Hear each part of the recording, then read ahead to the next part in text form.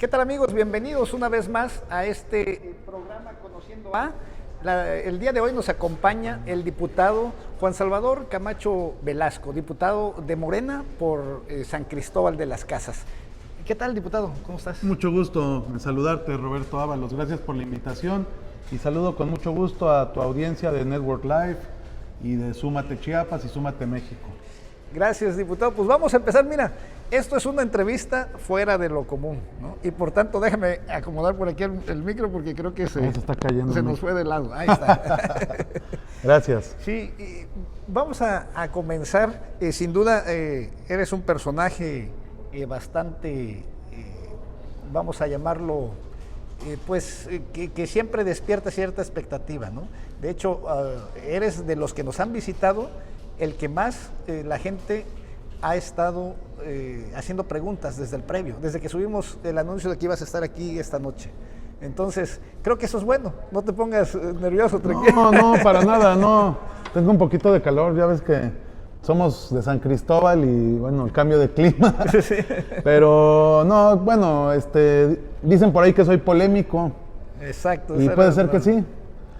Y bueno, estamos abiertos a responder tus preguntas y las de toda la audiencia, con muchísimo gusto. Y gracias por la invitación de nuevo, Roberto. No, hombre, gracias a ti. Oye, sabemos, pues yo creo que la mayoría de la gente sabe que tu papá fue un gran personaje a nivel nacional, pues allá por los años 80, 90. Sin duda, uno de los personajes icónicos en la política mexicana. ¿Cómo fue tu niñez? Bueno, fue una niñez distinta porque nos tocó crecer en medio de la política, de la representación pública, de los cargos públicos que también mi padre desempeñó desde que fue secretario de Desarrollo Urbano y Ecología, la SEDUE en aquella época, que después se convierte en Sede Sol, hasta la jefatura del Departamento del Distrito Federal, después la Secretaría de Relaciones Exteriores, su precandidatura a la presidencia, su posterior candidatura a la presidencia de la República por el Partido del Centro Democrático. O sea, yo nací en el seno de una familia 100% política, nacido en la política, he crecido en la política. Y bueno, siempre en mi casa las sobremesas eran de política y pues digamos que la política estuvo presente en todos los momentos de mi vida. También siempre con el gusanito de querer participar en la política, pero muchas veces también con las decepciones de la propia política, traiciones, momentos muy duros para la familia, distanciamiento también con mi padre, porque el mismo trabajo pues hace que esté ausente muchas veces, en este caso mi papá, por estar tan metido en las cuestiones tanto del servicio público como de la propia política. Entonces creo que fue una niñez diferente, pero muy enriquecedora también, y como todos los niños, con momentos muy felices, con momentos tristes. Me tocó perder a mi madre a los 8 años de edad. Y bueno, una infancia donde jugábamos mucho, donde también hubo tiempo para el esparcimiento, para el estudio. Y como cualquier niño, simplemente que me tocó ser hijo de una figura política nacional. Esa es la diferencia, y con sus pros y con sus contras que eso conlleva, ¿verdad? Exactamente. Bueno, para quienes todavía no saben quién era el papá de aquí del diputado, pues era el señor Camacho Solís, como mejor se le conocía, quien fue presidenciable también en el 94. En el 94, ¿no? Así es. Bueno, ¿era muy enojón tu papá? Mira, mi papá era un hombre muy serio, un hombre duro, muy disciplinado y al mismo tiempo muy noble, muy dócil. Aparentaba ser de carácter fuerte, hasta enojón, pero al trato era muy dócil. digamos que tenía esa combinación de personalidades. Aparentaba ser mucho más duro de lo que en realidad era. Era un hombre muy noble, de buenos sentimientos, pero que también tenía mucho carácter. Oye, ¿y qué anécdota recuerdas más? Así digo, como todos, a lo mejor, digo, a mí en mi caso mi mamá era la del carácter, ¿no? Y me cinturoneaba. En tu caso, ¿quién era el más estricto en ese sentido? No, mi papá. Sí. ¿Recuerdas alguna anécdota? Mi mamá era a veces muy permisiva y mi papá era muy estricto. Entonces, por ejemplo, yo de niño era un niño muy inquieto y hacía muchas travesuras, ¿no? Y entonces me acuerdo que alguna vez le llegamos a aventar huevos a unos carros que iban pasando de pequeñitos, como a los 8 años, ¿no? Y mi mamá pues nos dice, no pasa nada, nada más son huevos, no pasó de ahí. Pero las personas llegaron a reclamar a mi casa, ¿no? Y mi mamá les dijo, bueno, son niños, entiéndalos.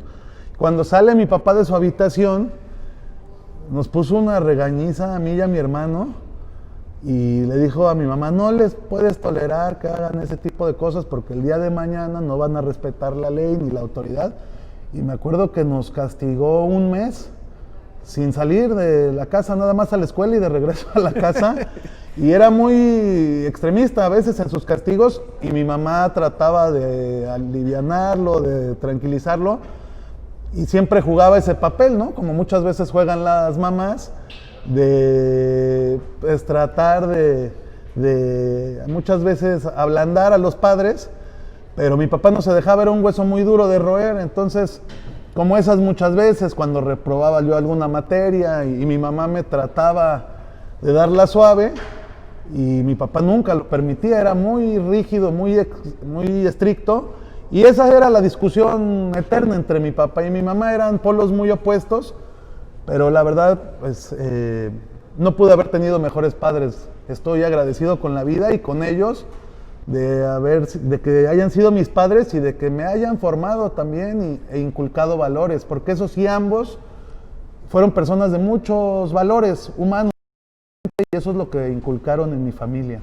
Excelente. Oye, y quiero imaginar el panorama, digo, tú en Los Pinos de niño, ¿no? ¿Con quiénes eran con los niños que jugabas? ¿Los hijos de qué político, por ejemplo? Bueno, nosotros nos llevamos muy bien con los hijos de Carlos Salinas de Gortari, porque mi papá era gran amigo de Carlos Salinas en aquella época. Estudiaron juntos, ¿no? Estudiaron juntos en la UNAM. Y bueno, la familia Salinas era amiga de la familia. Nosotros sí llegamos a ir en algunas ocasiones a la residencia de Los Pinos y teníamos buena relación con los hermanos Salinas, con Juan Cristóbal, con Emiliano, con Ceci. Una relación muy estrecha que a raíz del 94 pues se rompió, pero también con muchos hijos de políticos y de personas de la vida pública. Sí, me imagino. Bueno,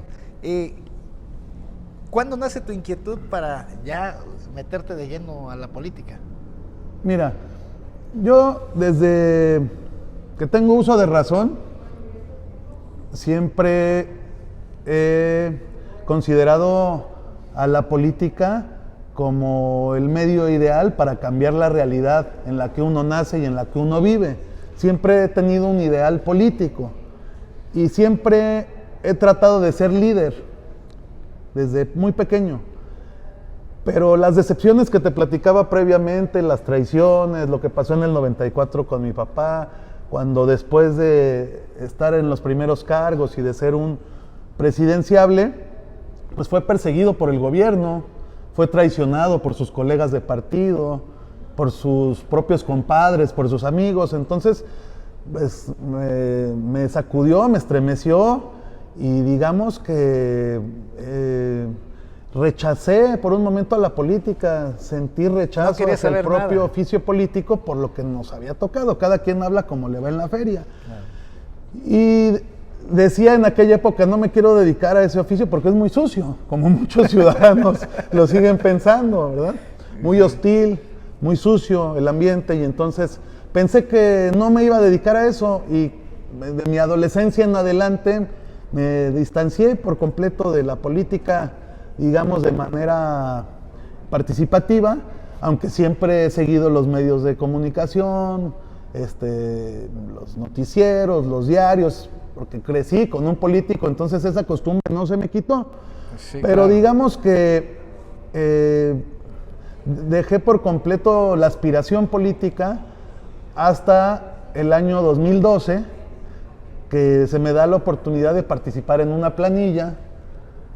Y bueno, aparte de acompañar la campaña del candidato a la presidencia municipal de San Cristóbal de las Casas, que en esa época era Hugo Pérez Moreno, y él me invita a ser parte de su planilla, y también la propia campaña de mi primo Manuel Velasco, en la cual estuve inmerso, y por azares del destino me tocó estar cerca de él y acompañarlo en su campaña. Y bueno, ahí es donde otra vez empiezo a envolverme en el ámbito, y despierta mi curiosidad y mi interés por participar en la actividad pública en el año 2012 como tal.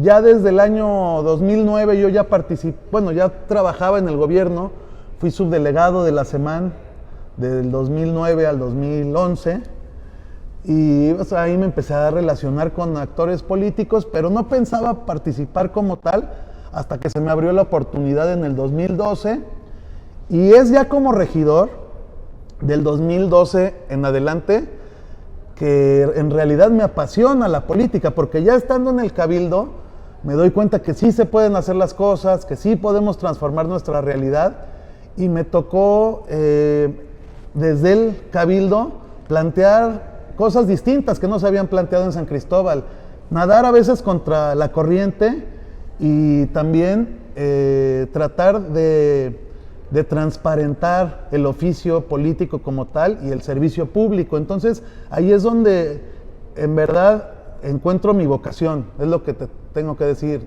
En el año 2012, cuando me doy cuenta que sí podemos incidir en la vida pública de un municipio, de un país, de un estado, y que uno puede hacer la diferencia, que no nos tenemos que dejar llevar por la corriente. Me tocó ser un regidor aguerrido, denunciaba, llamaba cuentas al alcalde, exhibía los malos manejos del recurso público. Ahí fue donde entendí que esa era mi vocación, y digamos que desperté esa vocación que tenía dormida. Oye, antes de que sigamos con esta parte, porque te voy a hacer una pregunta respecto a esto que acabas de comentar, pero hablando un poquito del pasado, hablabas de que después de que a tu papá Carlos Salinas ya no le da la candidatura en el 94, hubo un distanciamiento. Sí. Ahora, un personaje que fue su secretario particular es el segundo a bordo de la presidencia actualmente, ¿o estoy equivocado? Me refiero ¿A Durazo te refieres? No. ¿Al particular de Salinas? No, de tu papá. De tu papá. ¿Te refieres a Marcelo Ebrard? A Marcelo Ebrard, así es. Él estaba muy cerca de tu papá en aquellos años. Ahora sí, es el cercano al presidente. Claro, es el secretario de Relaciones Exteriores. Pero se visualiza como el que puede continuar la labor de Andrés Manuel, ¿no? Así es. De los candidateables, de los presidenciables para el 2024, yo creo que él es el número uno, ¿no? ¿Cómo quedó la relación con él? ¿Él también se apartó en aquellos tiempos? No. ¿Tienes buena comunicación con él? Marcelo Ebrard fue muy leal siempre, en todo momento, a Manuel Camacho Solís. Bueno, ahí está la historia. Juntos formaron el partido del Centro Democrático. En el año 2000, Marcelo Ebrard, siendo candidato a la jefatura de gobierno, declina a favor de Andrés Manuel López Obrador, y es ahí que él entra al equipo de Andrés Manuel, primero como secretario de Seguridad Pública, y bueno, ahí estuvo los 6 años vigente en el gobierno de Andrés Manuel. Digamos, es donde hacen alianzas estos grupos, ¿no? Así es. Pero Marcelo Ebrard, mi papá decía que era su alumno más destacado, y mi papá también decía que era, después de él, porque sí tenía mucha vanidad mi papá, el político más brillante de México, a los ojos de mi padre. claro. Entonces, pues un hombre muy cercano a Manuel Camacho Solís, hasta los últimos días, hasta su último aliento, y también muy cercano a la familia, es a una persona a la que apreciamos mucho y que, pues, además de cariño, lo respetamos porque es un gran servidor público y creemos que está haciendo un buen papel, y yo así lo considero, desde la Secretaría de Relaciones Exteriores. Sí, yo creo que desde que estaba también en el gobierno del Distrito Fue Federal. un gran secretario de gobierno del Departamento del Distrito Federal en aquella época, cuando Camacho Solís era el jefe del Departamento del Distrito Federal. Es un servidor público sumamente competente, Marcelo Ebrard, y sumamente leal. Perfecto, entonces esperemos que esa lealtad la traslade también contigo y esperemos verte muy pronto en el Gabinete Nacional. Eso es lo que yo ya tenía en mente, le platicaba aquí a nuestro productor antes de que vinieras. Bueno, platicaste sobre lo aguerrido que fuiste cuando fuiste regidor de San Cristóbal de las Casas. Yo tengo un dato, a lo mejor tú tienes otro. A ver. Por ahí supe que precisamente por ese ímpetu tuyo terminaste friccionado con tu primo Manuel Velasco. Bueno, Ya casi al final. sí, es real, de alguna manera. Tuvimos visiones encontradas, puntos de vista distintos. Yo siempre le transmití lo que yo opinaba y él a veces no le gustaba, porque además, estando en el poder, pues tenía mucha gente que siempre le hablaba al oído y le decía lo que él quería escuchar. Claro. Entonces yo siempre fui un poquito el Contreras, el rebelde. Siempre me han dicho que soy muy polémico, soy muy frontal, no me gusta andarme entre las ramas. Si opino algo, lo digo tal como lo percibo. Y sí tuvimos diferencias políticas. En un momento me tacharon de rebelde. ¿Por qué? Porque no me alineaba a sus designios. Cuando te digo que entendí mi vocación, entendí que yo tenía que defender al pueblo, que tenía que velar por los intereses ciudadanos. Y eso es lo que sigo creyendo. Entonces, pues eso a veces choca, ¿verdad? Con el poder público, con las personas que están al frente. Entonces, había veces donde me decía que le bajara y pues yo no le bajaba. Principalmente en llamar a cuentas al presidente municipal, porque estaba viendo desvío de recursos, malos manejos, y yo lo sabía, lo tenía que denunciar. Entonces, a veces no me disciplinaba, como se dice en el argot político, y eso generaba conflicto. O sea que heredaste a tu papá en esa buena forma, porque digo, parte de que decía Salinas de Gortari que... También decía lo mismo, de Salinas. lo mismo de tu papá, sí, que no lo podía someter. No se disciplina, Sí, así es. Bueno, yo creo que eso es bueno, ¿no? Al final de cuentas. Pues yo así lo entiendo también, y hay que hacer lo que a uno lo hace sentir bien, no lo que hace sentir bien a los demás, sino lo que a ti te hace sentir bien, porque de lo contrario uno entra en una frustración terrible. Entonces, no hay que perder la vocación política y no hay que perder el rumbo, aunque a veces sí nos pueden ayudar los grupos políticos para llegar a las representaciones, de alguna manera por supuesto inciden, pero ya estando ahí hay que responderle al pueblo. El pueblo es el que tiene la última palabra y hay que velar por los intereses ciudadanos por encima de los intereses de grupo. Y eso Eso ha sido mi impulsando. actuar y eso es lo que voy a seguir defendiendo siempre desde la actividad pública, desde la política. Excelente. Bueno, mira, por esa misma polémica que tú provocas, te decía que hemos recibido varias preguntas desde antes de iniciar esta entrevista. Que por cierto, le comentamos a la gente que estamos totalmente en vivo. Hoy miércoles son las 8 de la noche con 20 minutos, ¿no? A través de nuestras páginas Network Live, Súmate Chiapas, Súmate México y bueno, cualquier otro donde usted nos esté viendo en este momento. Proactiva es un tema que a los tuxtlecos interesa bien. Yo sé que tú no eres diputado por este distrito, pero eres de la Comisión De Ecología y Cambio Climático, así es. Así es, entonces, ¿qué nos puedes decir? ¿Cómo está? Mira, yo lo he dicho en diferentes foros y lo sigo sosteniendo.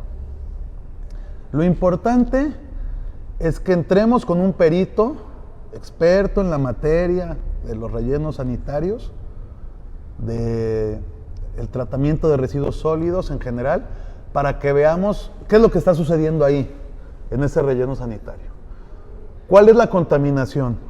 Sabemos que hay contaminación en nuestros mantos freáticos, en el río Suchiapa, sabemos que hay predios alrededor de Proactiva, empezando por el predio Mujular, de nuestro amigo Héctor Montesinos, que se está viendo afectado, pero no solo ese predio. Está en subsuelo. Alrededor son ríos subterráneos y al final todo va a dar al gran río, al río Suchiapa. He ido a la zona de Pacú, donde está el río Pacú. Yo mismo he constatado cómo están los peces muertos, cómo hay metales pesados en este río y hay un alto nivel de toxicidad que, por supuesto, viene desde Proactiva, pero no solo, también hay rastros porcinos y también están estos fraccionamientos de Bonanza y esos fraccionamientos, los drenajes, el mal tratamiento de los residuos sólidos y de las aguas residuales que van a parar al río junto con los metales pesados y lixiviados del relleno sanitario, pues están generando una contaminación tremenda que atenta contra la vida de los pobladores, de los municipios aledaños a Tuxtla y de los caudales del río Suchiapa. El asunto es muy complejo y tenemos que llegar a fondo, tenemos que saber qué tanta contaminación proviene de Proactiva. Sabemos que está contaminando, no sabemos a qué nivel. Entonces, con un perito experto en la materia, saber qué está pasando ahí y tomar las medidas pertinentes para detener ese ecocidio. Eso es a lo que yo llamo. Oye, ¿y a quién le corresponde esa acción? Porque, bueno, durante un buen tiempo el actual alcalde de Tuxtla Gutiérrez, Carlos Morales, pues estuvo en una posición donde pues también decía que él no le correspondía, ¿no? En la Secretaría. ¿Cómo no le va a corresponder? A ver, le corresponde primero que nada al alcalde de Tuxtla Gutiérrez porque está dentro del territorio de Tuxtla. Es un relleno sanitario de Tuxtla que trata los residuos sólidos de todas las personas que viven en Tuxtla. Entonces, el primer responsable, por supuesto, es el alcalde, hoy por hoy. Y en segundo lugar, es el cargo que él desempeñaba antes, la Secretaría de Medio Ambiente e Historia Natural. Entonces, él ya pasó por la Secretaría de Medio Ambiente e Historia Natural y al parecer no hizo mucho al respecto y hoy desde la alcaldía dice que tampoco le corresponde. Entonces, aquí sí hay que llamar por su nombre a los responsables directos, a quienes deben de actuar. Y en primera instancia es el Ayuntamiento de Tuxtla Gutiérrez, empezando por Carlos Morales y todo el ayuntamiento, los regidores y las diferentes dependencias, principalmente las encargadas del medio ambiente, y por supuesto la Secretaría de Medio Ambiente e Historia Natural. También dentro de eso está la Fiscalía Ambiental y la Procuraduría Ambiental. Ellos son los que deben de actuar en primera instancia y ellos son a los que tenemos que exigirles que actúen. Pero hasta este momento no se ha visto, entonces tenemos que ir más allá. Estoy tratando de encontrar la fórmula para que nos dejen pasar, porque es difícil que las personas de Proactiva te dejen pasar porque va en contra de sus intereses. Claro. Pero tenemos que ver la manera de que eso se logre. Vamos a buscar la vía legal también para que hagamos un peritaje honesto y que la ciudadanía se entere qué es lo que está ocasionando este relleno sanitario y además que se comprometan a subsanar el daño y adecuarse a la normatividad vigente, que paguen las sanciones necesarias y que se adapten a la normativa. Eso es lo que se tiene que pedir. No es otra cosa, y eso es por lo que yo voy a pugnar en todo momento, y si siguen en esa cerrazón y no quieren cambiar nada, pues sí se tienen que ir de la ciudad, porque no debemos de permitir los chiapanecos que una empresa contamine y que no quieran subsanar el daño que han generado, y ni tampoco adecuarse a la norma 083, que es la norma vigente para manejar los residuos sólidos. O sea, hay que respetar la ley, y hay que hacer que la respeten. Oye, déjame felicitarte porque eres el primer político que escucho que habla de esa manera y que confronta o que enfrenta a otros mismos políticos y principalmente a Carlos Morales, que llegó por la misma alianza, ¿no? Morena, PT, PS. Sí, podemos ser correligionarios inclusive, pero como te decía, la línea tiene que ser de todos los servidores públicos y por encima de los servidores públicos, de los representantes populares, pues representar al pueblo y defender los intereses de la población. Para eso estamos. Si no, no tendría caso competir por los cargos de elección popular si vamos a defender intereses personales o de grupo. Entonces, me mantengo en esa postura y es por la que voy a pugnar en todo momento, claro que sí. Perfecto. Oye, hay otro tema por ahí que sin duda también causó polémica en el transcurso de la semana pasada. Estos clubes gallísticos, gente que se dedica a las peleas de gallos, que estaban hasta pidiendo tu renuncia por una ley ahí anti... Sí, es una ley de bienestar animal. Y ellos están en todo su derecho. Claro que están en su derecho a manifestarse. Y es un derecho humano y un derecho civil expresarnos y manifestarnos en todo momento. Lo que sí es importante es que la población sepa que en esta ley que estoy planteando sobre bienestar animal, no planteamos prohibir todos los espectáculos con animales, como se ha dicho, eso es totalmente falso. Todos los espectáculos en donde haya animales, pero sea respetada su vida y su integridad, estarán permitidos por la ley, según la iniciativa que yo estoy planteando. O sea, las carreras de caballos. Por supuesto, sí. La charrería, por supuesto. El rodeo, el jaripeo. Inclusive yo soy charro, desde los 7 años monto en silla charra. Me encanta nuestro deporte nacional, la charrería.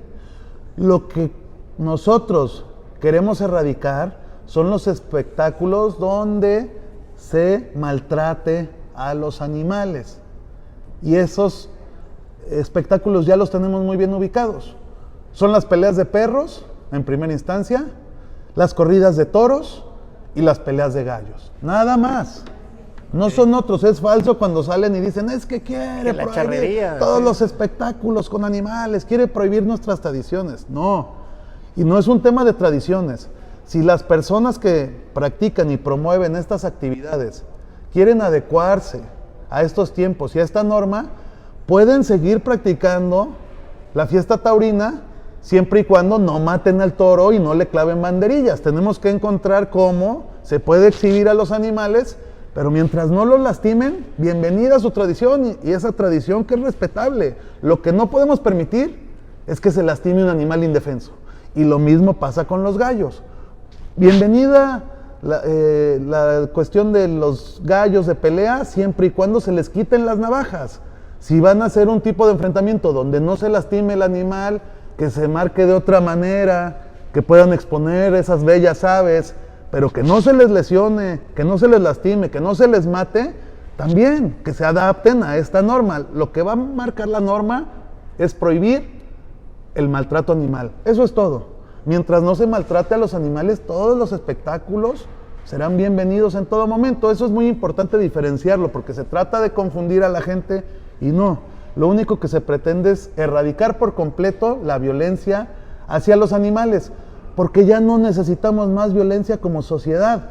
Ya tenemos suficiente con la violencia que vivimos todos los días y no tenemos por qué fomentarle la violencia a los niños ni el maltrato, por más que se le trate de disfrazar de deporte y de cultura. Sí, además fíjate que es un espectáculo donde siempre hay el peligro latente de muertes humanas por las apuestas. Traen armas, alcohol. Acaba de pasar ahorita en consumo de alcohol desmedido, apuestas ilegales, está acompañado de muchas otras cosas que van en contra de también el buen convivir y que resquebrajan el tejido social. Y lo que queremos es regenerar el tejido social.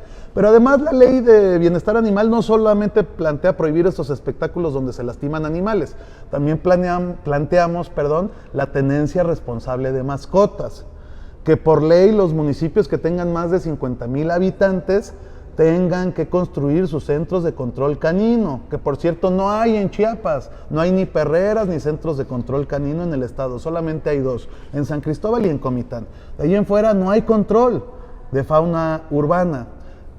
También estamos planteando campañas de esterilización masiva, estamos planteando también sancionar a las personas que abandonen mascotas o que los tengan en condiciones deplorables. Claro. O sea, una tenencia responsable de las mascotas.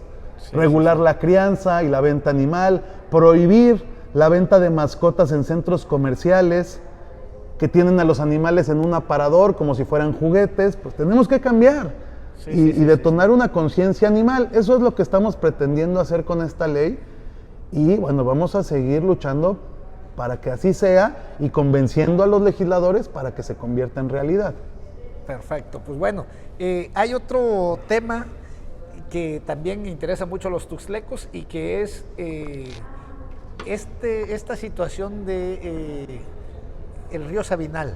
Hay una asociación que ha estado pues exigiendo que se revise. La limpieza del río, ¿sí?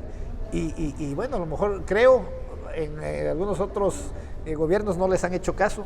¿Cómo va esa situación ahí con...? Bueno, nosotros hemos platicado mucho con la activista Delia Ruiz. Ella nos ha planteado una y otra vez la limpieza del río Sabinal, el desasolve, y también nos hemos acercado al arquitecto de COS, secretario de Infraestructura, porque él también tiene una convicción ambientalista interesante, porque siendo secretario de Infraestructura está muy consciente del deterioro ambiental que hay en el estado, y entonces esa es una combinación muy interesante. Entonces estamos planteando, junto con el secretario de Infraestructura estatal y muchas organizaciones de la sociedad civil, empezar a trabajar en ese sentido, en la limpieza del río Sabinal. Tenemos que generar esas alianzas entre sociedad civil y gobierno para lograrlo. Y entonces ya hemos tenido acercamientos y estamos tratando de también gestionar los recursos para lograrlo. Falta todavía aterrizarlo, pero ya estamos avanzando en los acuerdos y en las negociaciones para que esto se convierta en una realidad próximamente en Tuxtla Gutiérrez, en nuestro río Sabinal. Bueno, excelente. Bueno, mira, hay una cosa más que sin duda no solo los chiapanecos, sino principalmente los sancristobalenses quieren saber. ¿Qué sigue para Juan Salvador Camacho Velasco? ¿La presidencia municipal? ¿Una diputación federal? ¿O ya de plano directo allá al gabinete nacional? Pues lo importante es seguir respondiendo al interés de los ciudadanos desde la diputación local, porque no puedo hacer a un lado mi responsabilidad pública, ¿verdad? Por supuesto, tengo aspiraciones, por supuesto quiero seguir adelante y quiero seguir trabajando por San Cristóbal. Quiero quedarme en San Cristóbal los próximos 3 años y servirle a mi municipio desde la máxima instancia posible. Perfecto, más claro ni el agua, ¿verdad? No, es que fíjate, todo el mundo le da vueltas. Siempre que hago esta pregunta, ¿qué sigue? No, pues que primero esto, que no, terminando. Yo, como te dije, soy muy directo. Eso. Hay que tener cuidado con lo que decimos. Sí, por los tiempos. Por ¿no? los tiempos, claro. Pero por supuesto que no vamos a negar nuestras aspiraciones, que me parece son legítimas. Sin duda. Pues bien, ¿algo más que quieras agregar?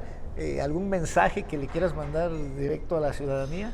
Porque ya se nos acabó el bueno, tiempo. agradecerte el espacio, no, querido hombre, Roberto. No, estoy siempre a las órdenes, cuantas veces me invites, aquí estaré con mucho gusto. Y bueno, decirle a la ciudadanía que hay que unirnos para salvar a Chiapas, para salvar a San Cristóbal de las Casas y para salvar a México. Solamente unidos vamos a poder salir adelante como nación, como municipio, como estado, y que dejemos a un lado los señalamientos, los dimes y diretes, que si soy de izquierda, que si soy de derecha, que si soy chairo o soy fifí. Eso me parece que está de más. Es momento de construir un gran acuerdo por San Cristóbal, por Chiapas y por México.